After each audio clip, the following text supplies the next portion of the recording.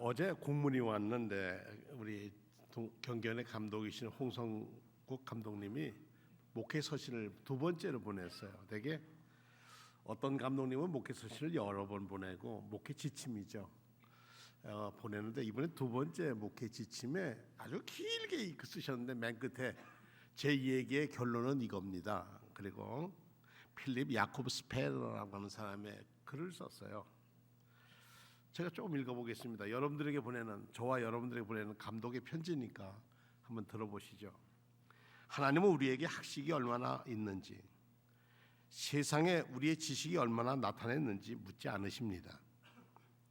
우리가 사람들의 호감을 얼마나 받았는지, 칭송을 얼마나 받았으며 세상에 대한 명성을 얼마나 남겼는지, 얼마나 재산을 많이 쌓았는지는 묻지 않으십니다. 하나님은 우리가 얼마나 신실하고 어린아이와 같은 심령으로 하나님의 나라를 위하여 일했는지를 물으십니다. 우리가 얼마나 경건하고 순수한 가르침과 귀한 모범을 보이면서 신도들의 영성 개발을 위해 노력했는지를 물으실 것입니다. 즉 세상을 멸시하고 자기를 부인하고 십자가를 지고 주님을 본받는지를 물으실 것입니다. 이 감독이 보낸 서신에 이것으로 제 인사를 대신합니다. 그리고 보낸 글이었습니다. 이 혼탁한 세상에 살면서 세상에 물들지 않고 순결하게 살 수는 없을까? 아마 이런 고민은 한 번쯤은 다 해보셨을 겁니다. 사실 인간은 이 세상에서 혼자 살 수 없는 동물이죠. 사회적 동물이라는 말도 씁니다. 우리는 다양한 주변 환경에 의해서 우리의 삶이 조정되고 그들의 틈바구니 속에서 신앙을 지켜간다는 것은 세월이 흐를수록 화학이 발달될수록 경제 생활이 더 넉넉해질수록 더 힘들어진다는 데는 동감을 합니다. 그토록 꿈꾸던 가나안 땅을 가게 되었는데 430년 노예 생활이 끝났는데 그리고 그 광야 생활에서 먹을 것 없는 그들에게 만나와 메추라기를 주셨는데도 불구하고 사람들은 그 생활이 너무 고달팠습니다.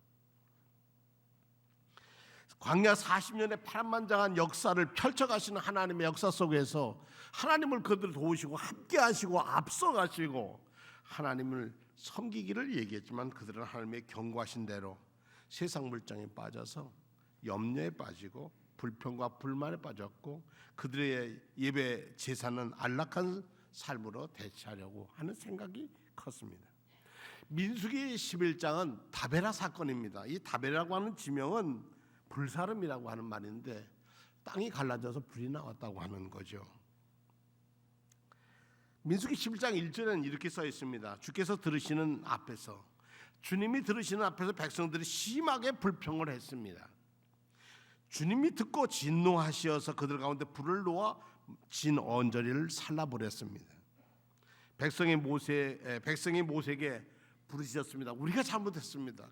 모세가 주님께 기도드리니 불이 꺼졌더라고. 그래서 사람들은 그곳의 이름을 다베라라고 불렀는데 주의 불이 그들 가운데서 타올랐기 때문이다. 불평, 불만, 원망이 불처럼 올라서 그것이 터칠 줄 알았는데 그것이 오히려 하나님의 진노의 불로 그들을 태웠다는 겁니다. 이스라엘 백성들이 광야 애굽에서 나와서 광야로 갈 때 이스라엘 백성만 나온 게 아닙니다. 함께 노예로 살던 다른 부족들도 함께 나왔습니다. 함께 오다 보니까 다른 부족에서 온 사람들이 가지고 있던 신앙, 문화, 종교 그것이 자꾸 사람들에게 물들어가기 시작했습니다. 그들이 속에 사는 이방인들의 생활상을 보면서 자신들은 왜 이렇게 초라하게 사나 그런 신세 타령을 들여놓게 되었습니다. 그러니까 자꾸 비교하는 거예요. 저 사람들은 저렇게 사는데 우리는 뭐 먹지 말라는 것도 많고 뭐 하지 말라는 게 많아. 비교하다가 그들이 불평을 합니다. 불평을 하게 되면 뭐가 쌓이냐면 불만이 쌓입니다. 근데 불만이 쌓이면요 불행해집니다. 이게 성경의 가르침입니다. 출애굽하고 나올 때 애굽에서 바로에 의해서 해방돼서 나올 때 홍해를 마른 땅같이 건널 때 얼마나 만세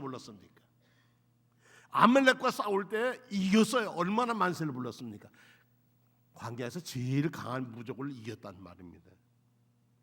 탈출한 노예 집단들이 어떻게 그들을 이길 수 있었겠어요? 하나님이 도우셨다고 성경은 써 있습니다.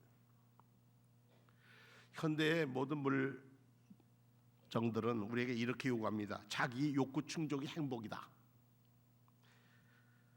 자기 욕구를 충족하는 것이 행복이고 이것을 만족시키는 것이 사는 길이고 이것이 사람답게 사는 거다. 이게 세상의 기본적인 논리입니다. 하나님을 알지 못하는 이들의 생각이 하나님을 섬기는 이들의 생각을 타락하게 만드는 것도 여기 있습니다. 너 자신을 즐겨라 이렇게 얘기합니다. 본래 그들은 탐욕과 배은만도 하지 않던 그걸 아주 싫어하던 백성이었는데도 불구하고 어느새 생각 속에 점점 안일의 생각이 들고 편안해지는 것이 더 나았고 그런 속에서 자기 생각만이 통용되기를 원하는 그런 세상으로 바뀝니다. 광야 생활 속에서 그들은 이렇게 사는 것이 정말 지겨웠습니다. 야, 이렇게 사는 것이 인간답게 사는 거냐? 이봐, 생각해봐. 우리가 애굽에 종살이 할 때도 이보다는 낫잖아. 그런데 우리는 지도자를 잘못 만난 게 아니야. 벌써 40년이 되는데 이 광야에서 헤매고 있잖아. 우리 조상들에게 약속했던 가나안 땅 거기 아직 못 갔어. 야, 이 광야 생활이 언제 끝나? 이 고난의 생활이 언제 고난의 행군이 끝난단 말인가? 정말 가나안이 있는 거냐? 우리가 갈 수 있냐? 뭐 이런 말 한마디 한마디가 사람들의 마음을 갈라지게 했습니다. 불평, 불만, 원망으로. 이 불이 얼마나 빨리 퍼지는지 모릅니다. 근데 그것이 그들에게만 퍼지면 되겠는데 그들의 소리를 누가 들었느냐? 하나님이 들으셨다고 하는 거예요. 주님 앞에서도 서슴지 않고 불평했다는 겁니다. 섞여 살고 있던 이방 민족들을 그들의 생각과 그들의 불평 불만이 알게 모르게 유대인들의 이스라엘 백성들의 마음에 파고 들어간 겁니다. 요즘 대중매체는 더욱 우리를 믿음으로 사는 일들을 어렵게 합니다. 틀어놓습니다. 성공에 대한 환상, 성공에 대한 욕구 충족을 부키는 광고, 더 많이 가지고 더 누리고 더 편한 것이 행복이라는 말로 우리를 유혹합니다. 더 크고 아름다우고 더 건강해 보이고 세상은 우리로 이런 것이 행복이라고 가르칩니다. 우리가 어디로 가고 무엇을 하며 살아야 하는지에 대한 정체성을 잃게 만듭니다. 교회 안에서도 이렇습니다. 주일을 성수하는 것, 하나님께 11조 드리는 것, 이웃을 위하여 선교하는 것, 헌금하는 것, 희생하는 것, 교회에서 봉사하는 것, 나아가서 이웃을 사랑하는 것, 그것에 대해서 점점 멀어집니다. 요즘 젊은이들 물어보면 통일을 원하는 젊은이들이 점점 적어집니다. 그냥 나눠서 두 나라가 살고 어려울 때 우리가 좀 나눠주고 살았으면 좋겠다 이거지, 한 나라가 돼야 한다는 생각은 그렇게 가지고 싶은 학생들은, 젊은이들은 참 드뭅니다. 보기에 세상을 우리로 하여금 하나님이 향하여 말씀하시려고 하는 의지의 순간에 그것보다 좀 편하게 살아라 라고 우리를 현실을 직면하기보다는 환경에 순응해 사는 것이 행복이라고 가르칩니다. 그래서 우리는 하나님께서 허락하신 참된 자아와 이미지를 망각해버리고 맙니다. 우리 인간상이 깨지는 거예요. 참 하나님이 만드신 형상, 하나님의 이미지로 만든 인간이 깨졌어요.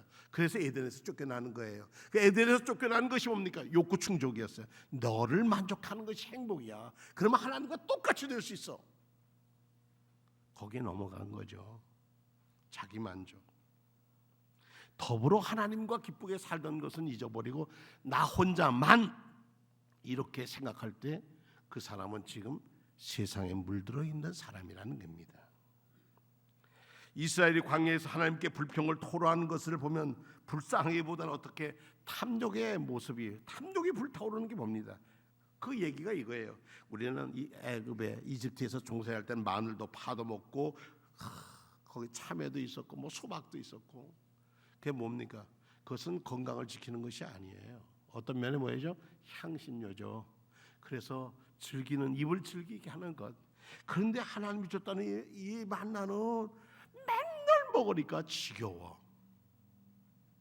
그것 없으면 죽는다는 생각보다는 이제는 정말 지겨워. 저 어려서 보리밥 아주 원 없이 많이 먹었습니다. 그래서 성도님들이 어느 날 저 광교 밑에 가서 보리밥 먹으러 가자 그러면 가긴 가는데 즐기지 않습니다. 가끔 먹으면 괜찮긴 한데 어려서 그 보리밥에 대한 아주 안 좋은 추억이 있습니다. 되게 이제 초등학교 제가 한 3학년쯤 돼서 3, 4학년 그때였을 것 같아요. 학교를 갔다 왔는데 그 당시 점심 먹는다는 건 어려웠어요. 근데 저희 어머님이 보리쌀을 삶아가지고 이렇게 바구니에다 이렇게 쉬지 말라고 이렇게 매달아 놓는데 학교 갔다 와가지고 쓱 손 집어넣어서 거기다 한 움큼이라도 딱 잡아서 오돌오돌 입에서 막 돌아가지만 아주 각계 전체 이 보리는 입에 들어가면 막 돌아가요. 근데 그거라도 좀 먹었으면 좋겠는데 딱 넣어보니까 없어요.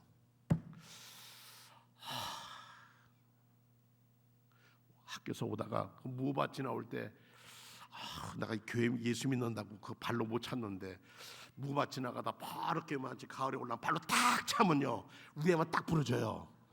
그러면 이 발에 딱 들고 싹 먹으면 주인이 보면 들고 뛰는 거고 저도 그런 생각을 했거든요. 그거 못 먹고 온 생각이 다 나더라고요. 아이고 근데 그거까지 끝났으면 되는데 저녁에 제가 못할 일을 했어요. 어머니가 그 5.16 이후에 그 도로 공사도 많이 하고 했는데 그런 데 가서 일을 다 하셨어요. 어쨌든 배급을 받고 그래야 되니까.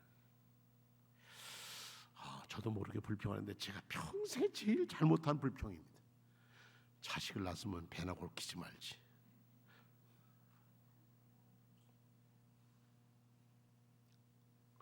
제가 5번째 아들입니다.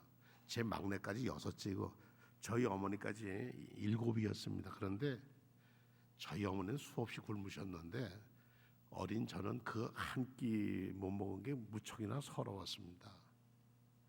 그랬더니 저희 어머님이 정색을 하면서 이리 오느라고 앉혀놓고요 야단치지 않더라고요. 희선아, 배고픈 서러움은 하룻밤만 지나면 돼. 그런데 못 배운 서러움은 평생 간다. 그러니까 배고프다고 칭얼거리고 숙제 안 한다고 뻗치기지 말고 숙제 잘해서 학교 가라. 그 얘기 내일 아침에. 어머니가 돌아가셨지만 지금도 그 생각이 납니다. 이스라엘 백성들이 만나 매일 먹으니까 싫어. 이거 먹는 것도 감사할 줄 모르고 감사가 떠나는 거예요. 그러니까 성도님들 생활 속에서 감사가 떠나면 여러분들은 지금 세상에 물들어 있는 거예요. 하나님 쪽에 있는 거 아니에요. 세상 살면서 나라에 대한 감사가 있어야 되고요. 다 감사가 있어야 되는데 감사를 잃어버리고 왜 우리가 이만했는데 왜 우리는 이렇게 대접해 주지 않느냐, 이런 목소리가 큰 데는요 기쁨이 없어요.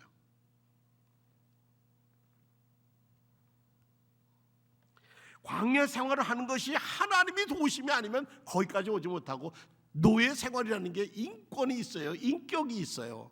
아무것도 없어요. 남자아이 낳으면 죽여야 하는 세상에 살았는데 참 이런 걸 보면 우리는 예수 믿고 항상 기뻐하라, 쉬지 말고 기도하라, 범사에 감사하라, 이것이 너희를 향한 하나님의 뜻이라는 말은 잘 외웁니다. 여기 계신 분 중에 웬만한 분들은 다 외우십니다. 그런데 생활과는 똑 떨어져 있어서 그건 외우는 것뿐이고 입에서만 그런 것이고 생활과는 감사가 멀어집니다.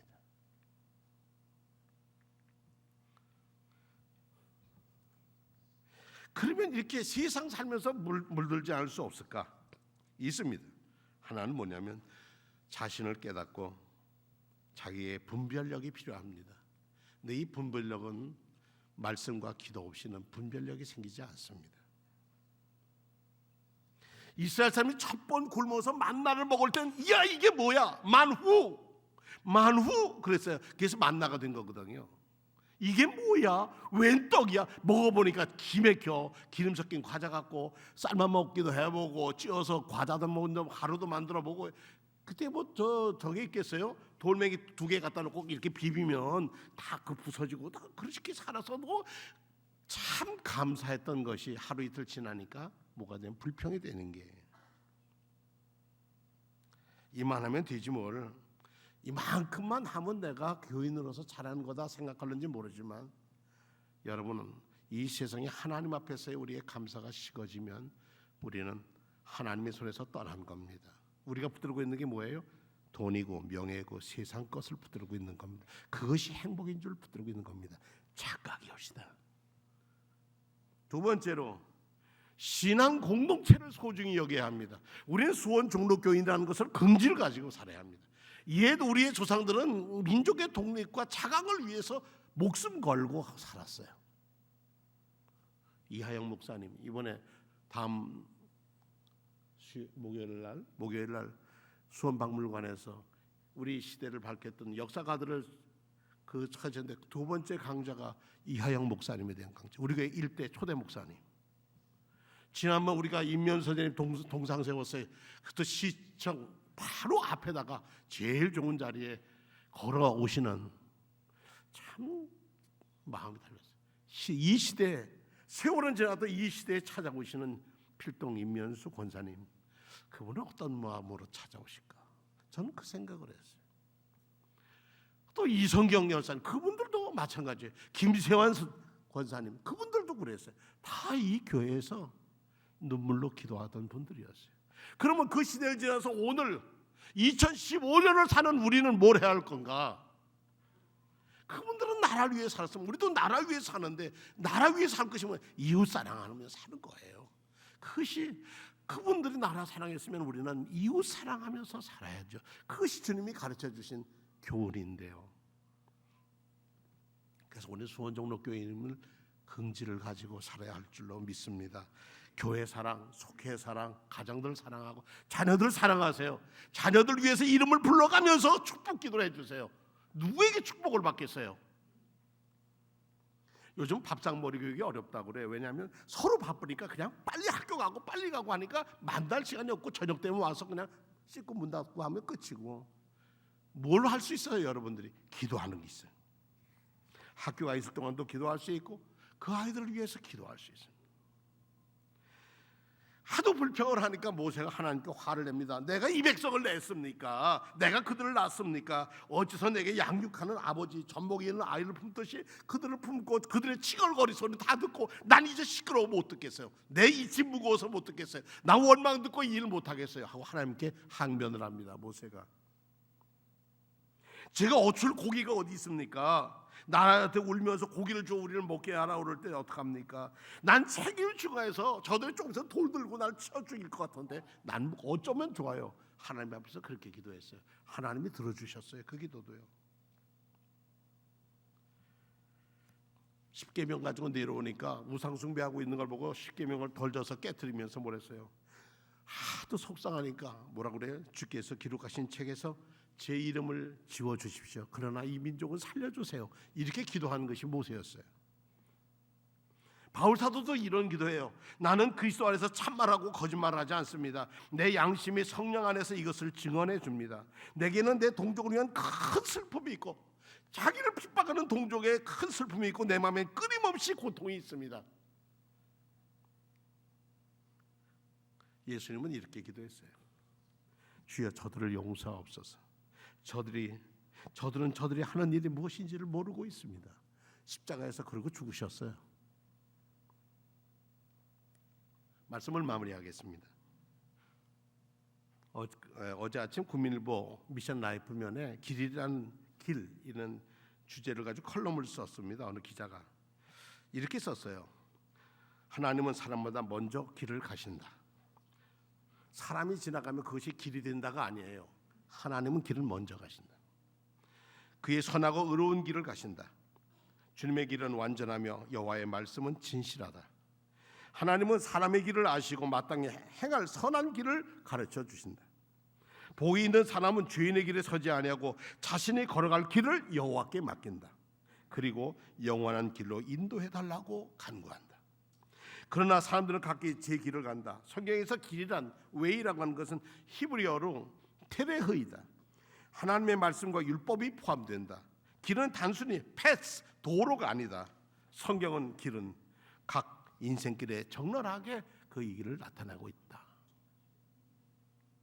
광야의 길을 가는 우리가 광야에 또 있어도 하나님이 함께 있음으로 축복이라는 것입니다. 어느 시집을 읽다가 김소엽이라는 분의 시를 읽게 됐습니다. 우리 방송실 좀 띄워주실랍니까? 자, 시인 김소엽의 시입니다. 사막에서 시리즈인데 10개가 있는데 그중에 제가 4개만 소개하겠습니다. 사막에서 1. 자, 한번 읽어볼까요? 다 보이시죠? 시작. 사막에 가서 나는 나를 만나고 돌아오는 길에 누굴 만났다고요? 하나님. 자, 사막 2. 길은 사막에서 끝나고 길은 사막에서 시작되네. 땅에 길이 없어지니 땅에 길이 없어. 사막에 그렇게 길이 없어 보였던데 근데 무슨 길이 열리더라고요? 하늘의 길. 사막 3. 별은 사막에서 처음 뜨고 사막으로 나중 지내. 별은 사막에서 태어나서 사막에서 눈을 감는구나. 뭐 이렇게 해서 근데 10번을 함께 쭉 읽어보겠습니다. 사막에서 와서 나는 별이 그렇게 많이 한나라에 살고 있다는 걸 알았다. 사막에 와서 나는 별이 하늘에서 빈다고 있음을 알았다. 사막에 와서 나는 하나님이 지금도 살아계셔서 이 세상을 내려다보고 계심을 알았다. 사막에 와서 처음으로 진정한 외로움이 무엇인지 알았다. 사막에 와서 나는 사람이 사람을 사랑해야 될 이유를 발견하게 되었다. 사막에 와서 이 땅에서 사는 피조물인 내가 하늘에 계신 하나님께 감히 안아달라고 청했다. 그 길이라는 그 컬럼의 타이틀을 이렇게 뽑았어요. 길이 보여 순종하는 것이 아니라 온전히 순종할 때 길이 보인다. 그 다음은 제가 설교를 마무리하면서 이렇게 썼습니다. 함께 읽어보실까요? 하나님의 손이 보이지 않아도 믿음으로 내밀면 주님은 우리의 손을 언제나 붙드신다. 아멘. 이 한 주간 이 9월이 주님의 손 보이지 않지만 내 곁에 계시고 나와 함께 하시고 감사할 때 우리를 손을 잡아 이끄시는 하나님의 능력의 손 안에서 감사하며 지나시기를 축원합니다.